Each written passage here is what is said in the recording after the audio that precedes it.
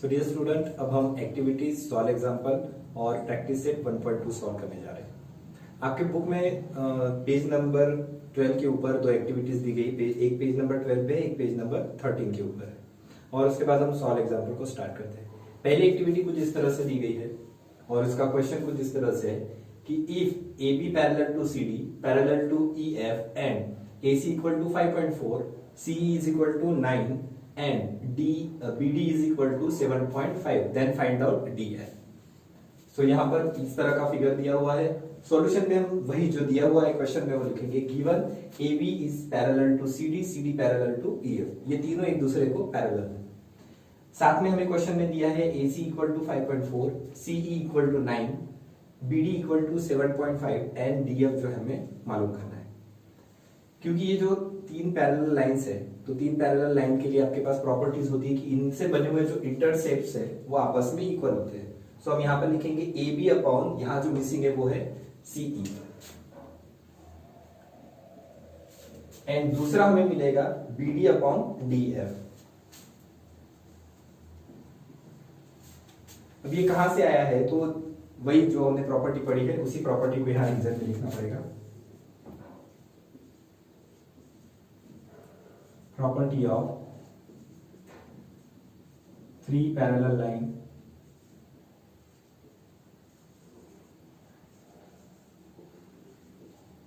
and their transversal। So ये हमारा reason है और ये आपको इक्वेशन या ये जो रेशोज है आपको मिलते हैं। अब इन रेशोज के अंदर हम वैल्यू रखते हैं। AC जो है हमारा वो 5.4 है, C 9 दिया हुआ है। जैसे अगर हम एक्टिविटी के बॉक्स देखें तो यहाँ पर ये दोनों वैल्यूज दी है, इसके बाद यहाँ एक बॉक्स दिया हुआ है। इस बॉक्स के अंदर वैल्यू लिखनी है 7.5।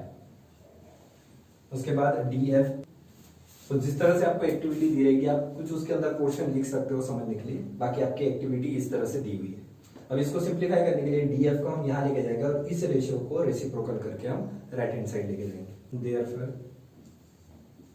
DF equal to 7.5 multiplied by 9 by 5.4।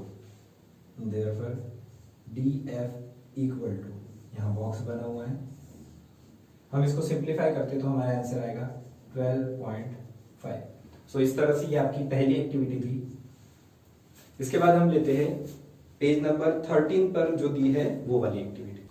सो आपके बुक में एक्टिविटी 2 कुछ इस तरह से दी गई है, मैं बुक से पढ़ता हूँ। In triangle ABC ray BD bisect angle ABC. तो यहाँ दिया है कि in triangle ABC BD bisect angle B. ये इस पूरे फिगर के अंदर यहाँ एंगल बाइसेक करते हुए दिखाया हुआ है। आगे क्वेश्चन में दिया है एडीसी, ये कोलिनियर है, side DE parallel to BC. यहाँ पर DE पैरेलल टू DC दी है और जो ये ADC या AEB ये सब कोलिनियर है, ये भी दिया हुआ है। AEB कोलिनियर है तो प्रूव करना है AB upon BC equal to AE upon EB। तो यहाँ हमें प्रूव करना है AB upon AC equal to AE upon EB। तो इसको प्रूव करने के लिए आपके बुक में इस तरह की एक्टिविटी दी है। आप इस एक्टिविटी को इसमें जिस तरह से ये रीजन के साथ दिया हुआ है इसको बढ़ा सकते हो, या फिर ये जितनी एक्टिविटी दी है उतना ही आप लिख के सॉल्व कर सकते हो। तो सबसे पहले इस ऊपर दिए हुए स्टेटमेंट से हमें मिलता है इन triangle ABC ray BD bisect angle B. ये जो एंगल बी है इसका ये बाइसेक्टर बीडी है। तो हमारे पास एंगल बाइसेक्टर से कुछ इंफॉर्मेशन मिलती है। क्या मिलता है? AB upon BC is equal to AD upon DC by angle bisector. जब किसी ट्रायंगल को एक एंगल बाइसेक्टर डिवाइड करता है तो ये जो साइड्स के रेशियो यानी ये दोनों रेशियो इसके बराबर हो जाएंगे। तो यहाँ पर ये AB upon BC is equal to AD upon DC। तो ये हमारी इक्वेशन नंबर हुई 1। दूसरा, in triangle ABC DE parallel to BC। इस ट्रायंगल के अंदर ये DE पैरेलल टू BC है। तो यहाँ पर भी अगर किसी ट्रायंगल के अंदर आपका जो BPT थ्योरम है, अगर कोई लाइन पैरेलल है थर्ड लाइन के तो ये जो बने हुए सेगमेंट्स है ये आपस में इक्वल होते हैं। तो यहाँ पर AEB equal to AD upon DC। तो ये दूसरी मिली, लेकिन यहाँ रीजन नहीं लिखा है। आपने यहाँ कौन सा लगाया है रीजन? आपने इस ट्रायंगल के अंदर ED जो पैरेलल है BC के, और ये आपका BPT थ्योरम प्रूफ करती है, इसलिए यहाँ पर हम लगाएंगे bye basic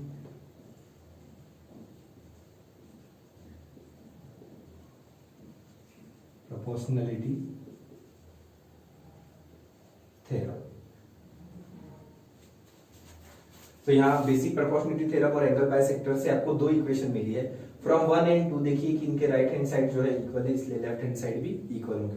therefore AB upon BC equal to AB upon BC equal to AE upon EB। तो ये आपको प्रूफ होता है। तो ये दो एक्टिविटीज आपके बुक में दी गई थी। इसके बाद हम सॉल्व एग्जांपल में दो एग्जांपल दिए हैं, उनको लेते हैं। सो अगला जो हमारा सॉल्व एग्जांपल का पहला क्वेश्चन है वो इस तरह से, in triangle ABC DE parallel to BC if DB equal to 5.4 centimeter, AC equal to AD equal to 1.8 centimeter, EC equal to 7.2 centimeter, then find out AE। तो आपका ये फिगर इस तरह से दिया हुआ है ABC, इसमें जो लाइन DE है ये इसके पैरेलल है। तो हम सबसे पहले सॉल्यूशन में जो दिया है वही लिखते हैं, in triangle ABC DE parallel to BC। अब आपके पास एक ट्रायंगल के अंदर दो लाइन पैरेलल है। जब भी दो लाइन पैरेलल हो किसी ट्रायंगल के अंदर तो ये जो रेशियोज है ये आपस में इक्वल होते हैं। तो इसके लिए आपको बीपीटी थ्योरम लगाना पड़ेगा। देयरफॉर फिगर से AD upon BD equal to AE upon C। अब आपने ये क्यों लगाया तो यहां लिखोगे bye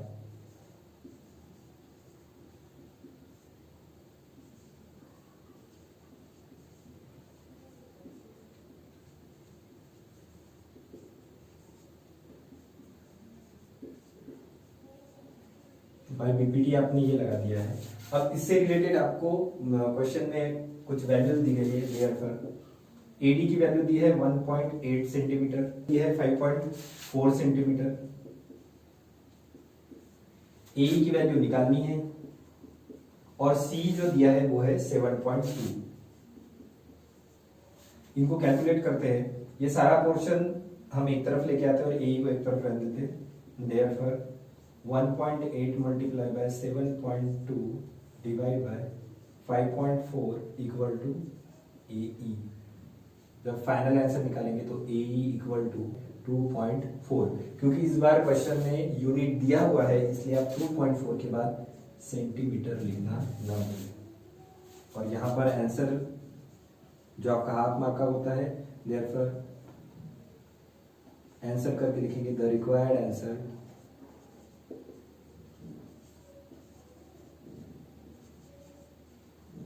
is AE equal to 2.4 centimetre.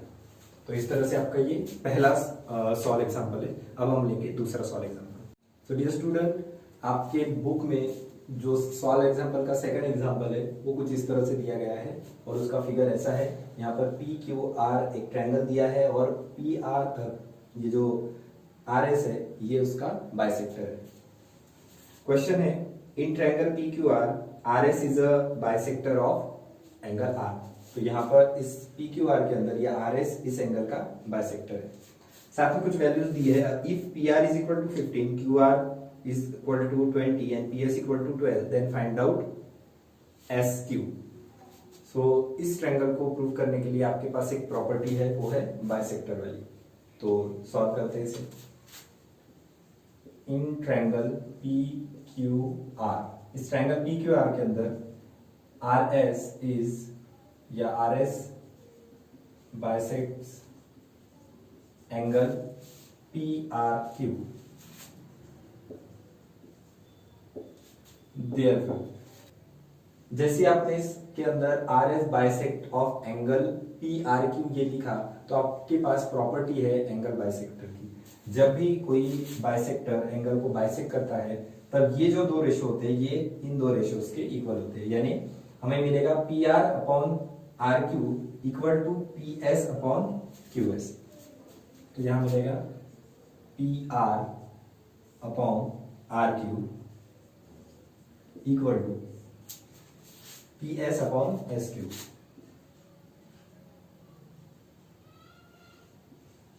अब आपने ये क्यों लिखा है तो ये है by property of angle bisector.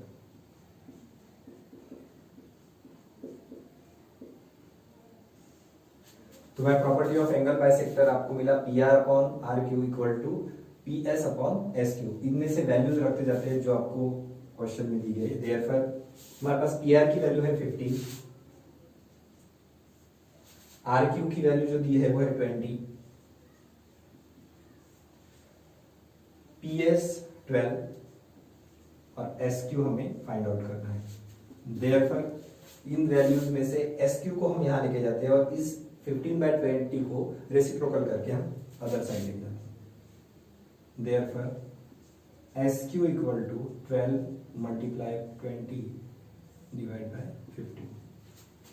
Therefore S Q equal to, इस फ्रैक्शन को हम अगर सॉल्व करते हैं तो आपको वैल्यू मिलती है 16। देयरफॉर आंसर आपका आएगा